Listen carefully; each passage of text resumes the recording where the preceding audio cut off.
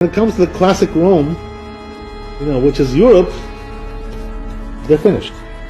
And you don't have to be a prophet or a great analysis for that. You have to open the view of the internet and see that exactly what was prophesied then, that the sons of Ishmael are going to go and cause havoc around the world. So France is completely barbecued. England is next. Now half of Europe is completely half dead. Now look what's going on in America. So, now in a country... Asking what's going to be with the Goyim when Mashiach comes. Will they be destroyed and annihilated? Someone asked, who cares? Okay. As a nation, they'll cease to exist, even as individuals. Every individual, no survivors. Not only as a nation, they'll cease to exist, even as individuals. In modern terminology, they call it cultural genocide. They'll be annihilated. They basically learn there's going to be cultural genocide. That, the Goyim as they exist as Goyim, b'fnei atzmam, that's done with. Batul u'mavutul. Esav, who became Edom, who became the Roman Empire, which metamorphosed into the Christian Empire, which became Christian civilization, which is now represented by the United States of America, will suffer a crushing, humiliating defeat. So one of the things that has to happen is America has to fall. I mean, because the American-led world, the world order, that's the American-led order, is going to end. That's not the same as the very end that we read in the Bible. Right. So somehow we're going to see a collapse. The spiritual heirs of the Roman Empire is the Western world, United States of America, so the USA will last until Mashiach comes. The West is Rome. According to the simple meaning, Europe and America are really one entity. And the thing is, listen, we are already deteriorating economically, our position in the world, our enemies are rising, China is rising, others are rising. I mean, America is strong, but not when they're going against 3-4 armies. All the mountains are going to be full of blood, of the corpses of Edom, because of the vengeance that Hashem is going to take from them. Kadosh Baruch Hu will rise and will destroy completely the city of Edom and will completely uproot them. But we know one thing, right? That when it comes to the classic Rome, which is Europe, they're finished. And you don't have to be a prophet or a great analysis for that. You have to open the view, the TV of the internet and see that exactly what was prophesied then, that the sons of Ishmael are going to go and cause havoc around the world. So France is completely barbecued. England is next. Now half of Europe is completely half dead. Now look what's going on in America.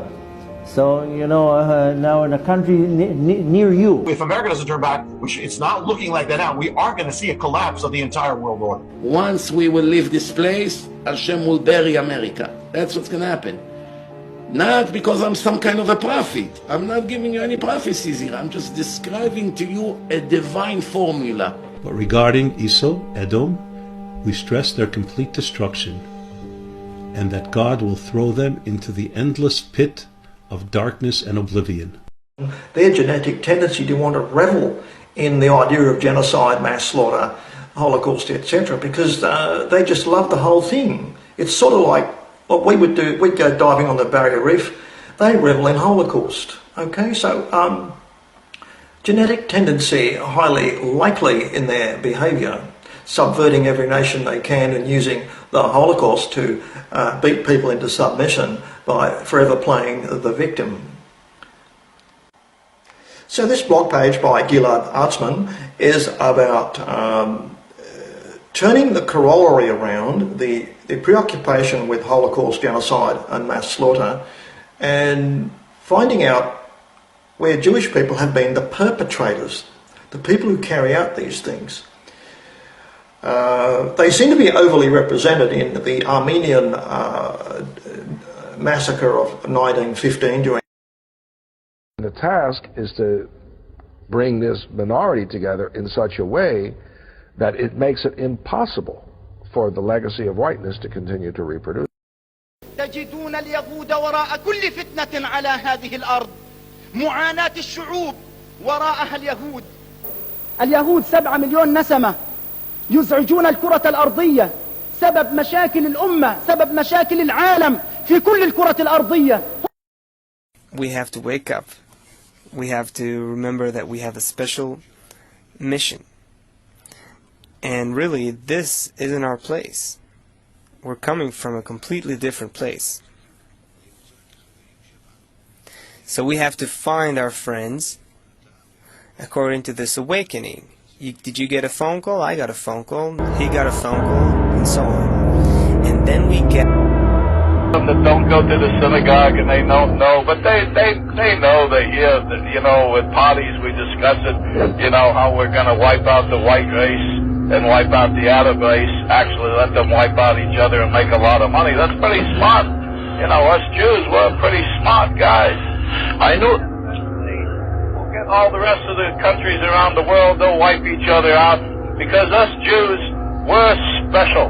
We're the chosen people, and we're the smartest people in the world, and we have always said down through the ages, we want a world of our own, and we're going to get it, and there's nothing any of the Goyim cattle we're going to do to stop it. L'chaim. Ishmael did in the years 1648 and 1649 in the Ukraine and in Poland. What about the Crusades? On 2 occasions, what they did when they overran many Jewish communities on their way to Israel throughout Europe. The slaughters of the Inquisition. Do we have pictures of that? No. And it's therefore very, very important not to show apathy right before Mashiach comes, that we will be able to recognize from their character and their behavior who he is. And the answer is very clear. It's Germany. Commentaries talk about how the concentration of Amalek is mostly in that country. Does it come as a surprise? No. You can see for yourself what they did and what they're capable of doing. But there is Amalek all over the world. Amalek is everywhere. And because of that, we will have something called Milchemet Gog uMagog. Even though we can talk a long time just about this final war, which B'ezrat Hashem at some point I'll give a separate lecture, the last war called Gog uMagog is very much misunderstood by a lot of people. Who is that exactly? Even though Yechezkel speaks about a assembly of many nations. It's not just 1 or 2 countries. They may have one head. What's this assembly of nations coming against the Jews right before Mashiach comes, at the time Mashiach arrives? The assembly of the nations against the Jews is the assembly that Hashem is putting together of all the evil sparks that are scattered all over the world, in all these nations that contain Amalek, leva'er otam me'aolam, to destroy them and completely eliminate the Ra once and for all. Hashem will do it. Now he hasn't been doing it because he wants us to do it. It is our job to drive evil away. But eventually, Hashem of course will do it. Hashem, when he gathers all these nations in the world to come against Israel, against the Jews, he's gathering all the nations that have concentrations of evil. Nations that have perpetrated evil against the Jews in the past. That we have forgotten about them. Oh, you mean Luxembourg is too involved in this? Well, maybe Luxembourg has something to do. Death, if they are still in that area.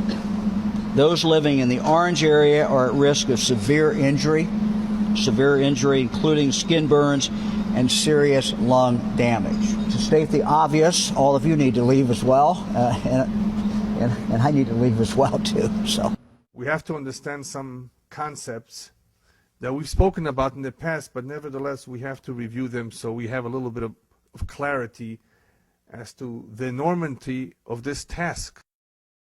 All right, so pretty much you're saying that everything is coming from Hashem, though.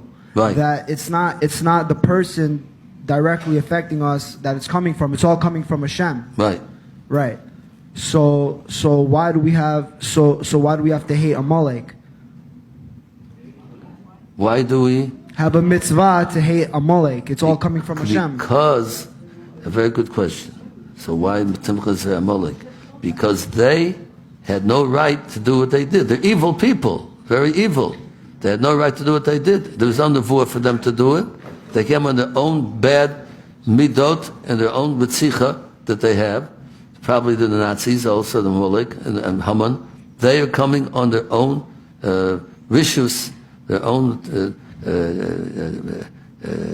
hate, and for the Jews, they're coming to try to hurt us. So they have no right to do that, and therefore they have no right to exist. What's the difference between Edom and Amalek? Gather We as spoke a about group. Edom being the grandfather of Amalek. So Amalek is Germany, so who's Edom?